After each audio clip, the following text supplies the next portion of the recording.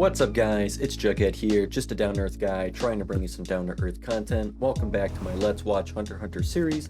Today we are watching episode 45, Restraint and Vow is I believe what the episode is titled today. Back from my little break, if you check my channel, I have officially updated every single thumbnail for every single video up on my channel. I'm very happy and content with that. My channel just looks so much cleaner, so much more professional, or just good looking, eye-catching, and up to the quality that I presently have, as opposed to, man, Hunter x Hunter episode 1, what the fuck were those thumbnails? But I digress. Getting back into it here, man, I have to say, I'm gonna keep this on the low. Remember back then with the Hunter x Hunter, I was watching on Hulu and their subtitles were not so good. So I went to a different site, totally legal by the way, legal, wink, even though I can't wink. And that website I found out got shut down. And you know what? I feel like a lot of anime fans can relate to this. I was so sad. So I had to go searching again. I found a good legal way to watch Hunter x Hunter with good subtitles.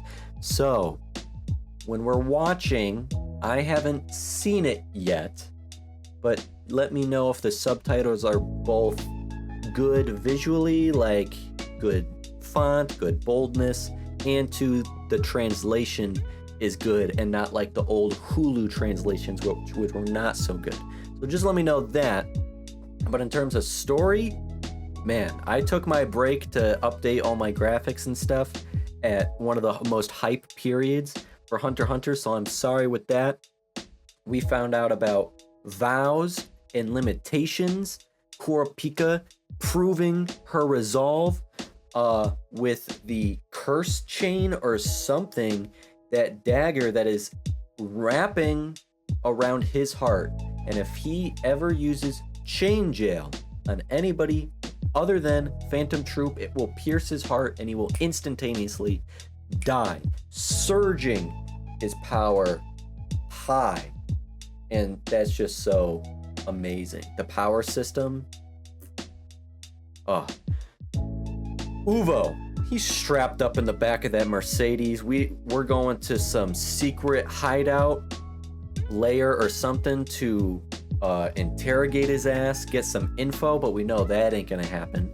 We got the rest of the Shadow Beasts coming in. We got the rest of the Phantom Troupe coming in. Things are gonna converge. What the hell are Gon and Killua doing right now? Frankly, who cares? This is where the action's at right now. Kurapika has to come out on top, right? But how? That's what I'm looking forward to. He's already wrapped up in chain jail, and with Zetsu, I assume, rendered powerless. Is he gonna get a cursed chain? How is because Kurapika's chains on their own, I don't think are lethal. Maybe they are, maybe not directly, but with that, I would see like, I'm gonna make you suffer as my clan suffered, or something. I feel like there would be something sick or twisted in there where he might get a cursed chain. I don't know. Why am I still talking? I've been talking for 4 minutes. Let's just watch episode 45 of Hunter x Hunter. Hopefully this plays smoothly and is a good replacement to my last legal site. I will see you in 5 seconds or so. Hunter x Hunter, episode 45, Restraint and Vow. If you enjoy and look forward to this series here, hitting that like button really does go a long way, and subscribing to my channel means a whole lot to me and helps this channel grow, obviously. With that out of the way, in 3, 2, 1, let's watch, shall we? Where is my mouse? Okay, let's do this. Hopefully the audio and the video and even the camera frame placement is good too, because I recently moved my setup a little, so hopefully my camera's not out of frame or anything and the show's not too loud. Okay.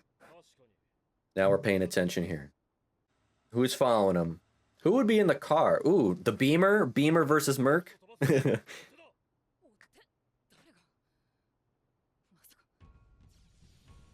Ooh, using Gyo. Using Gyo. Exactly what Machi didn't want. Kurapika, you knew.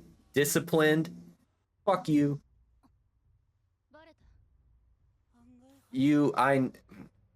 Who would notice it instantly? Not even a hesitation, but used Gyo instantly.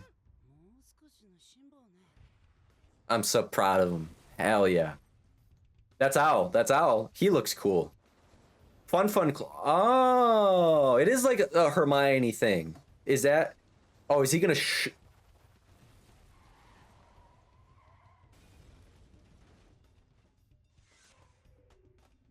He shrunk the... It shrinks.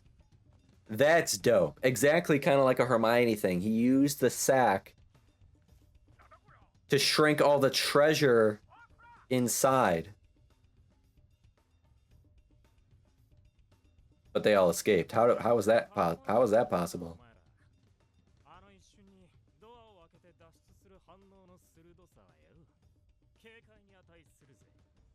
You're dead. Oh, Nobunaga's still in there.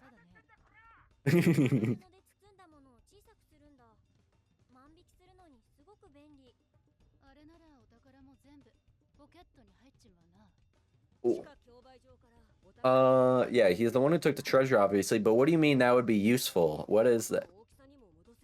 Can you steal powers?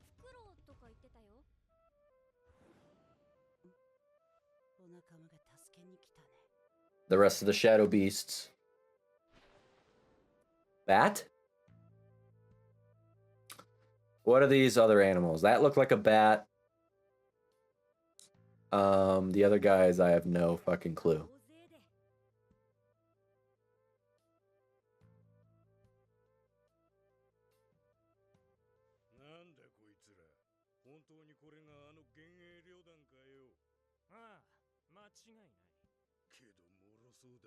Okay, don't talk so much shit, okay? 4 of your guys just got wasted. Yeah, so there's 6.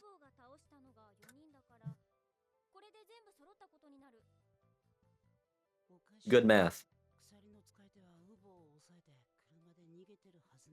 So it's not a shadow beast.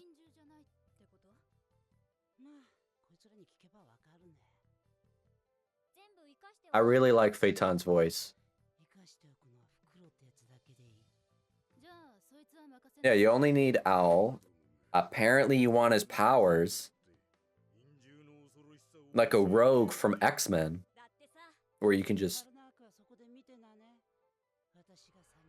Woo! Ooh. Who's this? Your guys are fucked. Yeah, you lot, so that should be good.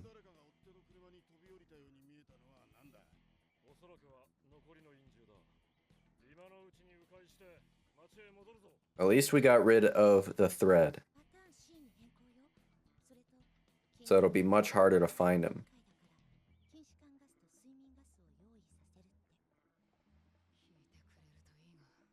Wait, hold on. I want to listen to that again.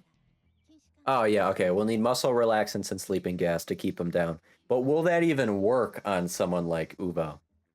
Just keep him in your chain jail with the Zetsu. He's dead.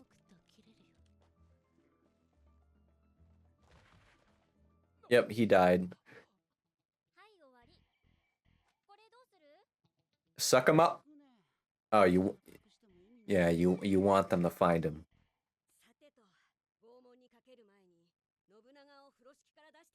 Uh-oh.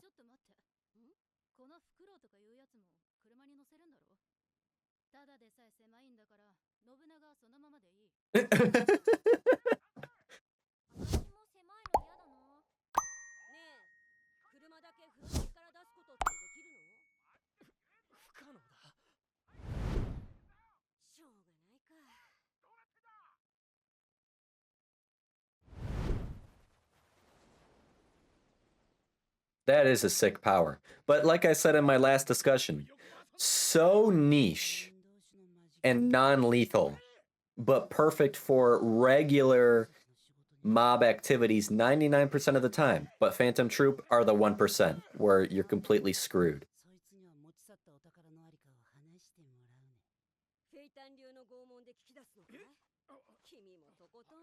Ooh, skillet torture.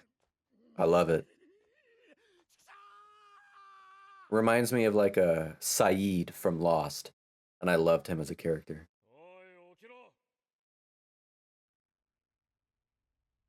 Interrogation time.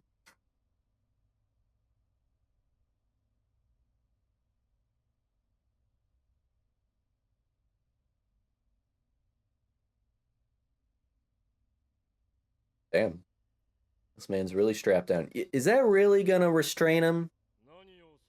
I don't really trust it. Ooh, that's a badass looking sword. Look at the inscribings on it.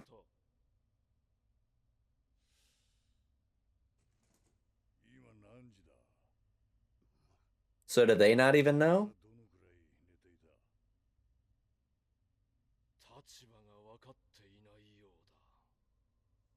I feel like he's gonna die.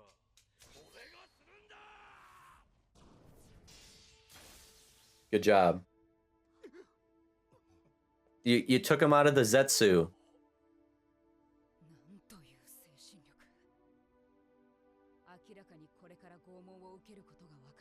Yep, so he's just shrouded himself.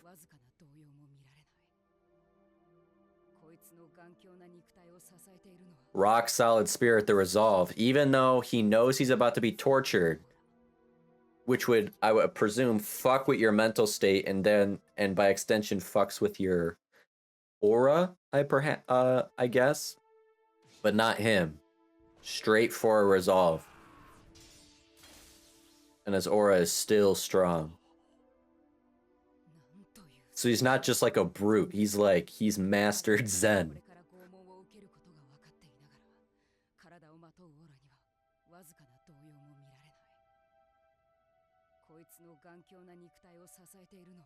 You should have kept him in your chain jail.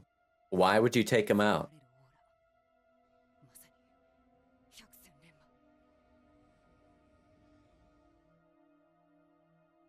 A product of countless battles.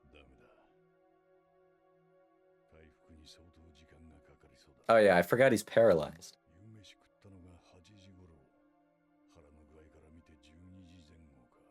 Damn, he's smart.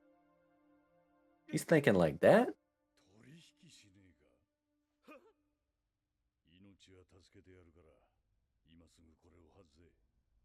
Let's talk business. Let's talk politics.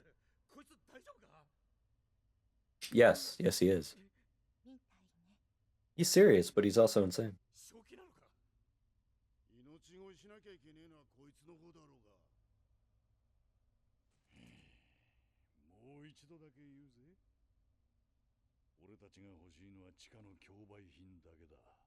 Okay.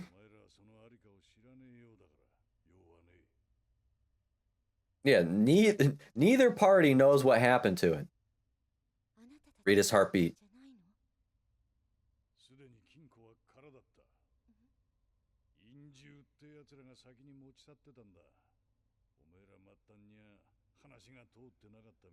Yeah, I was about to say, like, how are you guys out of the loop? You're on the side with the mafia. Why wouldn't they tell you? You had Shadow Beasts come to your location, but they didn't bother to tell you, hey, we didn't... Huh?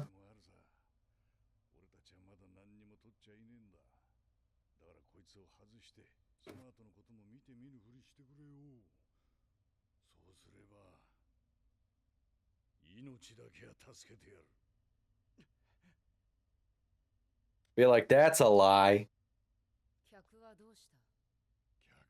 They all dead. They all dead. And that's gonna piss off Kurapika. Ooh. Interrogation time.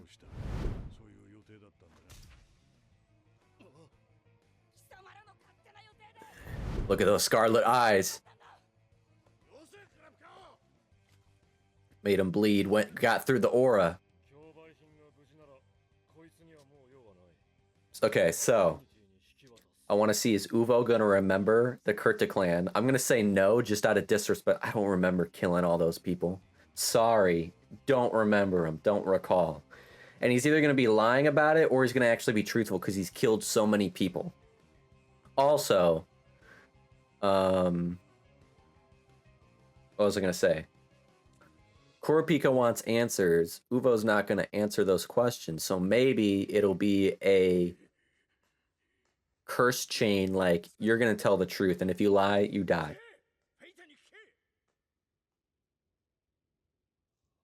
I'm gonna rewind that real quick. Sorry, I was elaborating on my 200 IQ brain. Sorry.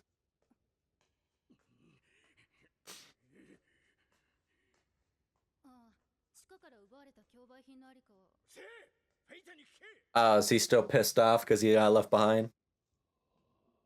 Little cranky. Oh, Owl is fucked up.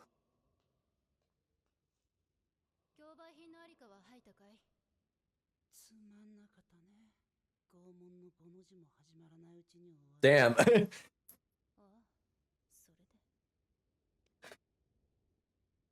He snitched quick.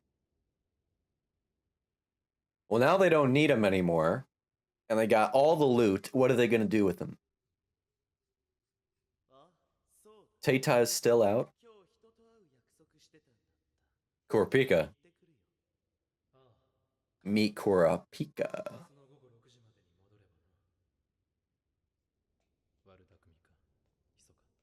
Up to some mischief?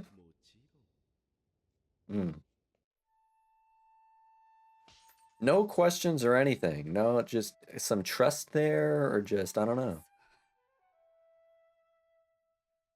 Beza! Beza.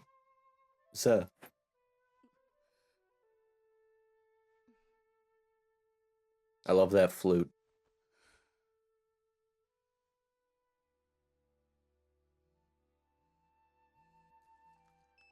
It's the music that I wish this show had all of the time. Would fit the vibe so much more.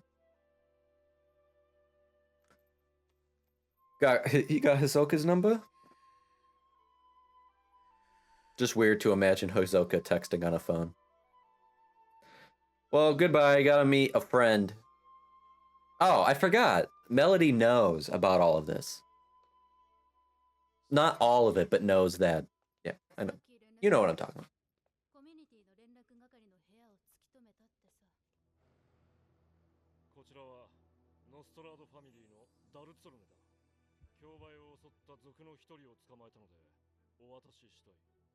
Feel like maybe don't be talking over the phone.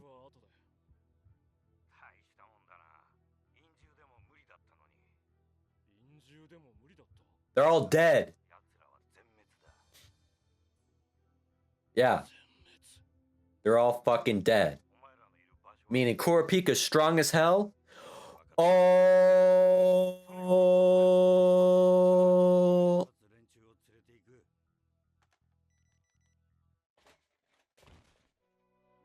Fuck. What the hell ability is that? That has to make him a manipulator, right? Never talk on the phone. What kind of mafia newbies are these? Have you never watched a mob movie? Rookie mistake. That's how they always get you. You're the mafia. You should know your shit's tapped. What are we, in Chernobyl? 50,000 people used to live here. Now it's a ghost town. If you get that reference, you're a real one. Of course, Hisoka would meet at a carnival. Maybe he used to work here. Oh, is this like... would this be Meteor City? I don't know. I don't think so, because... that would be a lot of traveling, I suppose. Getting defensive. We're on the same side here. I love the illustrative style when they zoom in on him.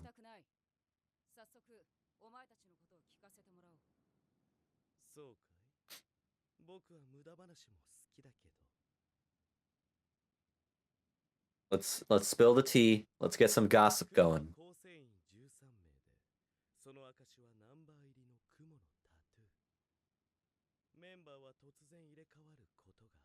Yeah. That's what I thought. Hisoka killed someone and took his place. Yep. That's how I suppose that Hisoka got in. Philanthropic. Ooh, wow. So some weird mercenary work. I replaced the man who was number 4. Killed him. He's after the boss. Take him all down. And he wants to fight someone who's strong.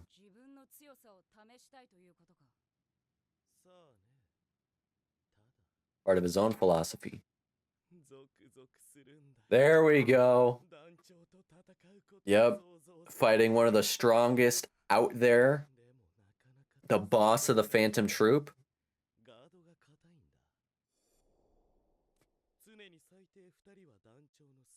2 others always accompany him. And he vanishes after a job. So after this auction, he's gone. He's a ghost. What is that? Yes, work together. Duo ship. You know, bring in some friends too. I think Gon and Killer would have some fun too.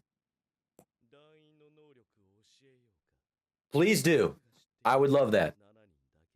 Only, okay, 7 out of the 13, or 7 out of the 12. Yes.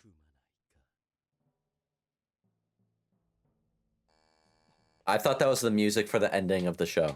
Ending of the episode. I was about to be pissed. You're fucking up, man. He manipulated them all, didn't he? That's Phinx. They're Phantom Troupe. I recognize that douchey ass flowing hair. That's Phinx right there. Right there. I know it. Yep. Fuck. I told you he's dead because he's the dumbass. You fucking noob.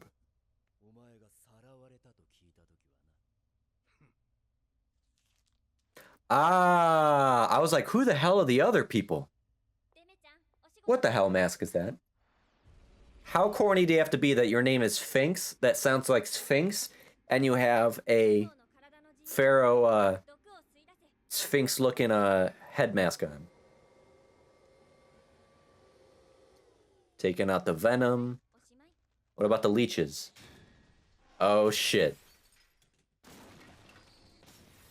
With ease. Where's Squalla, Melody, and you know?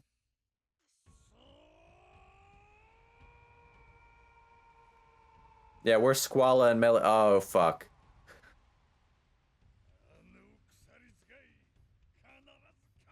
Kurapika, bad time to leave. Dude. Holy fuck.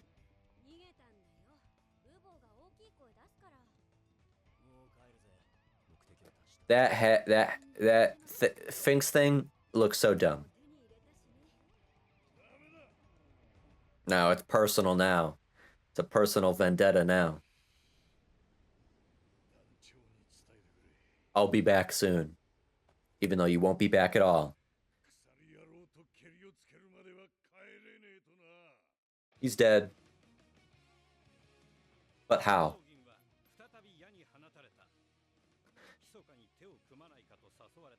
Teaming up? Hell yeah. It's man, we're reaching top speed. Boom, boom, boom, boom, boom, boom, boom.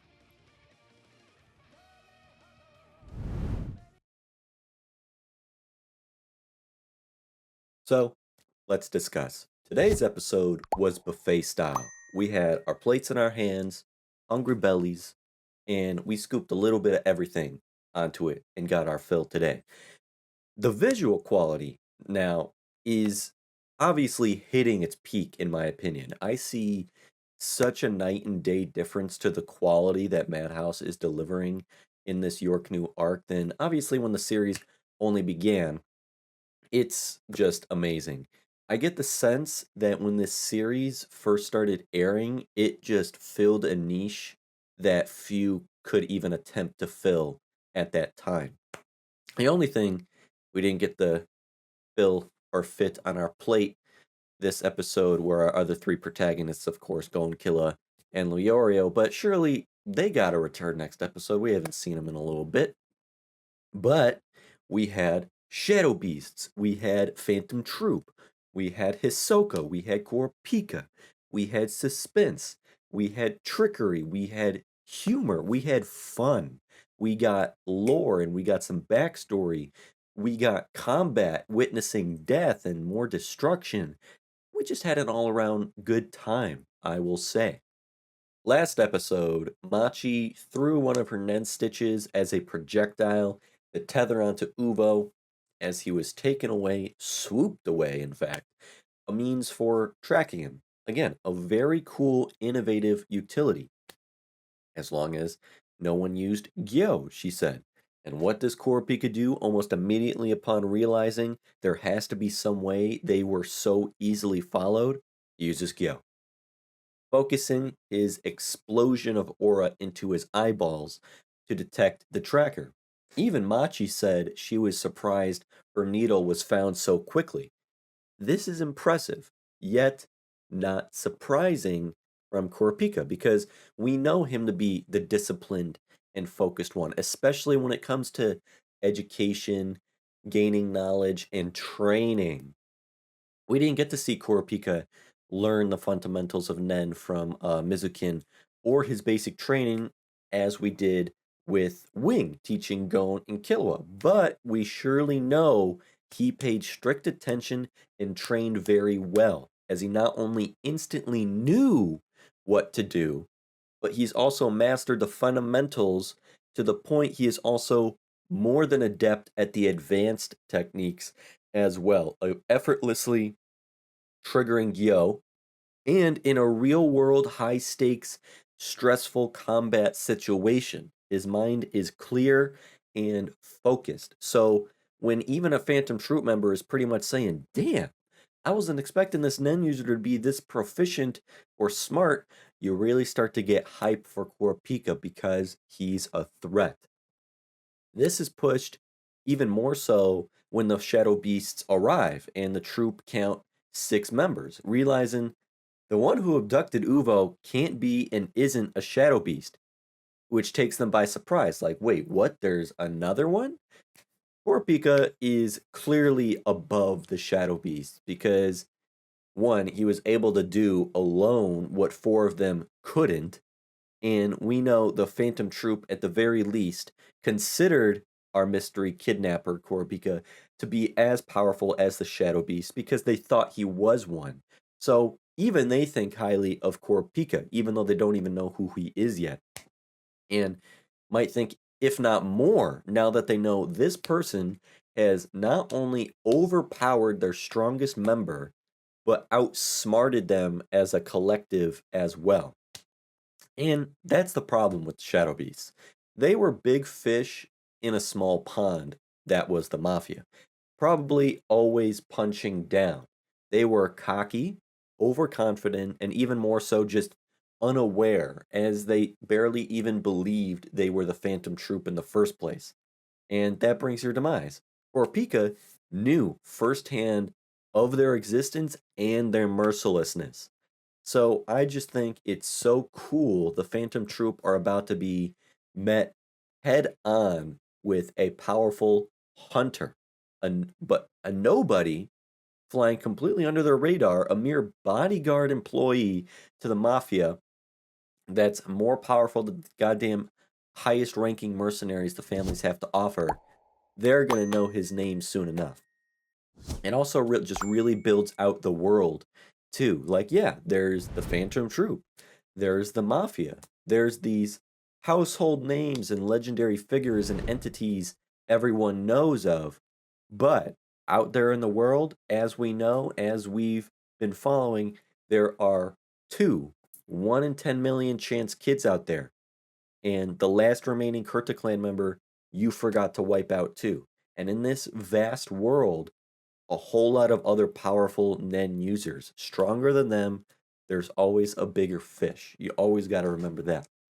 The shadow beasts are gone, however, so some fish have been wiped out. If I thought Uvogin made easy work of the first four last episode, well, the remaining six were steamrolled this time around in such quick, easy fashion, it wasn't even worth the screen time to see it all go down. Except for Owl, that is. I'm feeling bad for Owl, man. The only one who actually accomplished anything out of the 10 of them, managing to, save the treasure in the beginning, ultimately ends up getting captured and getting tortured by Feitan. Which, hey, smart of him to just immediately give up all the info. Ain't nobody rescuing you. Save your own life. Though, ironic, you may be the most powerful Nen users the Mafia has on deck, which ain't really saying much, but strength doesn't equate loyalty. Loyalty falters just as hard. If you're going to have the mercenaries that get so easily defeated anyways, you might as well have employed some with a little more loyal ties to you than that. But then again, these shadow beasts are most likely just contracted to the families. If they were actual made men, a part of the family, the loyalty would probably be there. But it's clear the Mafia don't really know what Nen is, the potential of it, or the hierarchies, and therefore what powerful Nen users actually are out there. As we even discussed together in the comments last episode, if you were truly a powerful Nen user who can make it on their own or do grand things, why would you waste your time and your potential in the Mafia?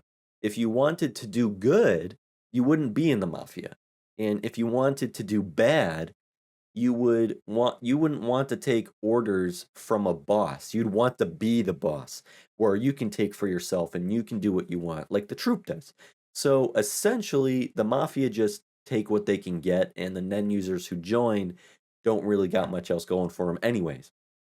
Though, even more ironically, L is the one guy who could have joined the troop and would have fit right in with his powers, just like Shizuku does.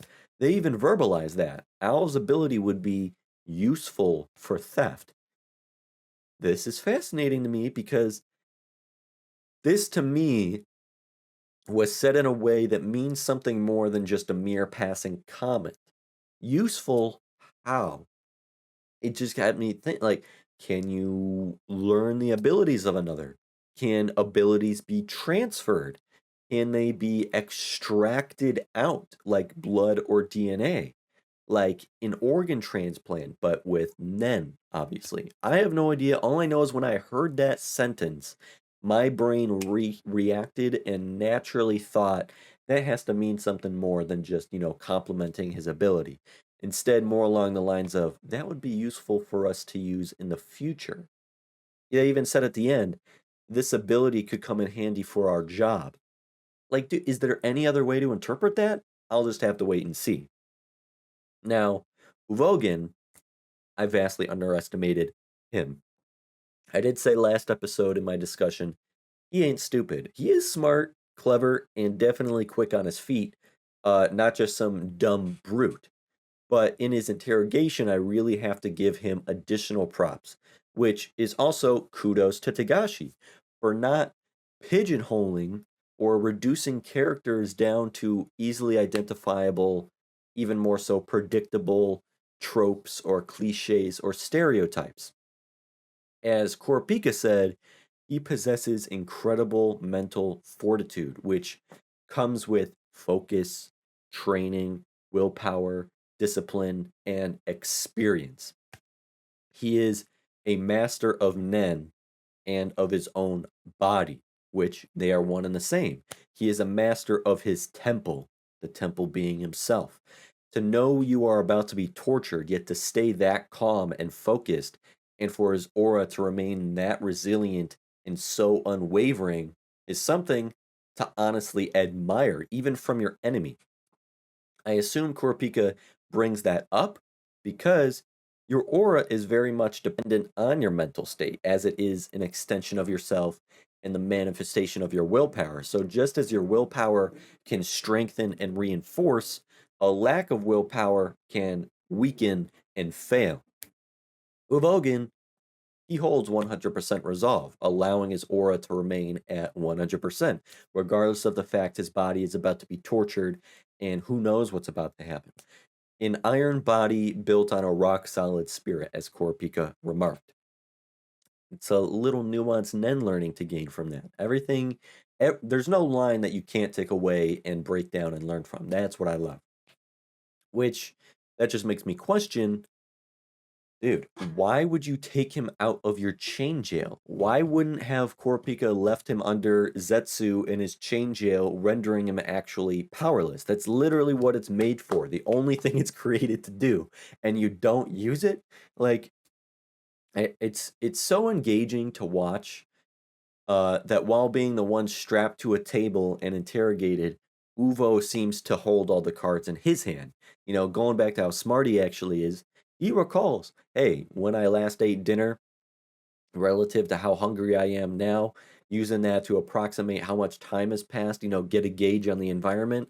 Um, he does a good job of stirring up the emotions in the room, getting people flustered and emotionally compromised by offering to make them a deal for their lives, even insulting them by calling them grunts who weren't even told by their own mafia colleagues that the vault was emptied by the Shadow Beast, and that probably could have saved a whole bunch of lives. And even openly admitting to Kurapika that the Phantom Troupe killed his colleagues, Beza, Ticino, all of the guests. He knows how to get in people's heads. You saw Kurapika lash out at him and punch him straight in the mouth. A punch Uvo just let Kurapika land on him, his eyes flaring red like Uvo wants this. Kurapika rightfully has to walk out of that room, catch a breather out in the hallway and calm himself down. It's getting harder and harder to contain his rage, I see. Like, not to mention when right outside the room of one of the members who massacred his clan. You hear the flute music of Melody playing in the background, which, on a side note, is such an awesome contrast. The Kurapika soundtrack we hear at the beginning of the episode and kind of throughout, the electric guitar, which illustrates this furious passion and determination of his. Uh, fear and mourning for those lost are put on the back burner while he slips closer and closer to just becoming unhinged. Whereas Melody's presence juxtaposes Kurapika's other self. Like, you saw she stares silently toward him, offering a smile. Kurapika leans back, collects himself as he closes his eyes for a deep breath in and out to return to her a smile in response that is more mildly heartbreaking than anything else. There's no dialogue shared or spoken for what feels like minutes, but it's nowhere near that amount of time. It's very impactful and really just kind of beautiful in how simple and minimal it is, their interaction with each other. And the only communication in that whole scene comes in the form of a smile, which appears to almost desperately say that somewhere underneath all that hate and malevolence threatening to consume his soul, buried there is the true soul we know is still alive in Kurapika. Barely struggling, grasping for air, but alive to rescue and retrieve it from the dark depths back to the surface takes the warmth and comfort of a friend. Letting you know it's there, it's always there, giving you hope he can still be redeemed. That is what this scene beautifully and masterfully portrays. That's like this scene is like a film class segment that you could go into, and that's what I just kind of wanted to discuss a little bit there, just a pinch. Even though every discussion is pretty much just let's have a film class episode by episode. That's what I love. More unspoken communication follows between the two, with only the nodding of heads and understanding as Kurapika receives that text from Hisoka that directly leads us from one memorable sequence to the next.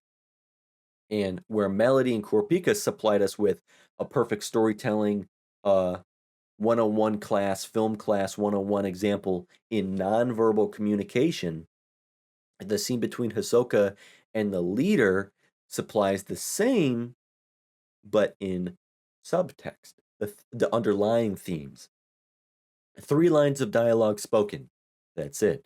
The leader never looking up from this all-encompassing book of his. Hisoka is already on his way out the door as he's speaking to him. This subtext allows you to peer into the relationship between these two imposing individuals. No better fitting place than to meet Hisoka than at a rundown theme park, that the classic ominous horror setting for all things spooky. Like you half expect to see Scooby-Doo and the gang just roaming around. And I love how straightforward, chill, and forthcoming Hisoka is to Kurapika. He's just like that with everyone, and I really like that. That's one of my favorite traits about him. He's laid back, unthreatened, as much as he is unthreatening. Not protecting himself. He just wants to talk. He loves his idle chat. No holding back information on the troop, from the number of members to how to identify them, to how you even join, how he joined, which I guess correctly, by killing a previous member and taking his place. Sharing everything he knows, the abilities of his fellow members. We didn't get to hear all that though. Interestingly and confusingly enough, when they're not murdering or stealing, the Phantom Troupe participate in philanthropic work. What the hell can that possibly mean? The only place I could even think to imagine would welcome the Phantom Troupe for aid, let alone a community that the Phantom Troupe themselves would even give a shit about wanting to help, would probably be Meteor City, their home origin. So I guess I'll have to wait and see what that's all about whenever I get the opportunity or I get the privilege or blessing of a flashback maybe or some dialogue. Hisoka even shares his primary goal right then and there. The most important thing he shares is ultimate goal, to fight the leader. Why? He's strong. He doesn't necessarily wish to test his own strength. He instead just yearns to satisfy his sexual bloodlust desires. I don't need to explain his desires or his lust or his philosophy. We've had our discussions at length about this already in the past together. We're on the same wavelength here together. I know. But the point is, this is the peak, I think. I don't think anything might turn him on more than fighting a leader of the Phantom Troupe. We know how turned on he's gotten fighting someone like Gon because he's fighting the potentiality that grows. We're not even talking about defeating the leader, just fighting him and being in the moment. I think that's what Hisoka is all about, just being in the moment. Nothing might turn him on more. Though, if he did defeat the leader, I don't know if he would even choose to take his place or if he'd even want to. Or he would just rather find more joy in the power vacuum it would create. Would he even like bother killing all the members? Probably, but it would like be so lame in comparison after defeating the leader, like climbing Mount Everest and then just walking up a hill. Would he even bother killing all those other members? This revelation lends a different perspective to all those scenes we've seen in the past few episodes where Hisoka is sitting back in the distance relaxing, waiting, playing it cool, watching the leader. He's been studying him through observation, gathering info, probably also waiting uh, and hoping the others would leave just for a window to open for attack. Though, as we learned as he shared, the leader is always accompanied by at least two people, and Hisoka is trying to find a window because once a job is done, this guy disappears like a ghost. Just the breeze, he is gone, and who knows when he's going to turn up again. I think if Hisoka lives so close to the edge, he almost wants to fall off. You know, the call of the void, as they call it. Maybe you've heard of that before. If he's going to die, who would he want to be killed by? That's an interesting question. His animalistic thrill aside, Hisoka is incredibly logical, disciplined, intelligent, as is Kurapika. It's a good match. He knows the power of will is on Kurapika's side and knows how powerful that makes him. The two see this as a perfect opportunity, a mutually beneficial, zero debt partnership between them. I helped you, you helped me. We can depart on clean terms without owing each other anything. One bad thing from this, it may be a debt free partnership, but I don't see this being a consequence free partnership. Kurapika exists at a tumultuous, critical point in his life. The balance is teetering side to side, and this is yet another temptation for Kurapika to not just fall to the dark side, but embrace it. As exciting as it's going to be to watch, I just don't see anything good happening from this. This is a fork in the road moment here. Back to the light, fall to the dark. Nothing could go wrong fulfilling his revenge with a troop member that didn't partake in his clan's massacre, but then again, everything could go wrong. Another big thing I need to consider though, the Nostrada family could soon see complete destabilization after the events of this episode. All of the Shadow Beasts are dead except for Al, who's given up all information. The Mafia as a whole is weakened from that. The treasure is gone and now in the troops' hands, so they've just lost so much money. Dalzollene is dead, so what of Neon now? This could be a domino effect that brings down not just the Nostrada family, but the Mafia entirely. I don't know. But can I just say, can I ask, am I the only one that found Dalzollene to be an idiot who had his death coming to him? Like seriously. I never thought of him to be that competent. He can barely keep up with Neon. His ass hiding behind cover while she has her tantrums. He's not particularly clever when it comes to strategy, refusing to listen to Kurapika, and also sending his two weakest bodyguards to the front lines when you knew beforehand there was going to be an attack at the auction, and apparently doesn't have the best connections or lines of communication. If the Mafia didn't even bother informing him, none of the treasure was actually there.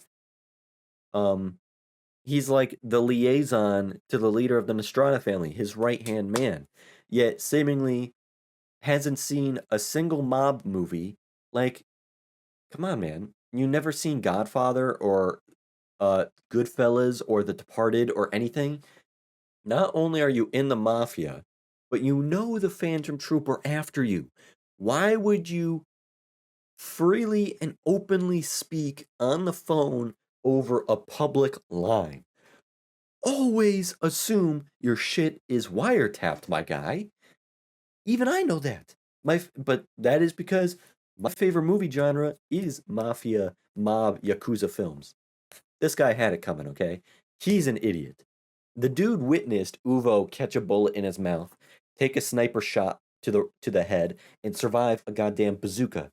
Then massacred four shadow beasts with ease, three of them while he was paralyzed. And he still thought about stabbing him with a regular ass katana, that would do anything at all.